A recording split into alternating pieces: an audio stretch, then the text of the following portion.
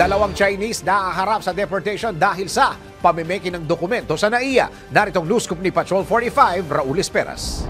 Dalawang Chinese national na unang naaresto sa paliparan matapos na bekein ang kanilang travel documents ang nakatakdang ipa-deport ng Bureau of Immigration. Sang-ayon kay Immigration Commissioner Joel Anthony Biado, ang dalawang Chinese national ay nakilalang si Wang Changru, 53 taong gulang, at si Kui Wen, 33 taong gulang.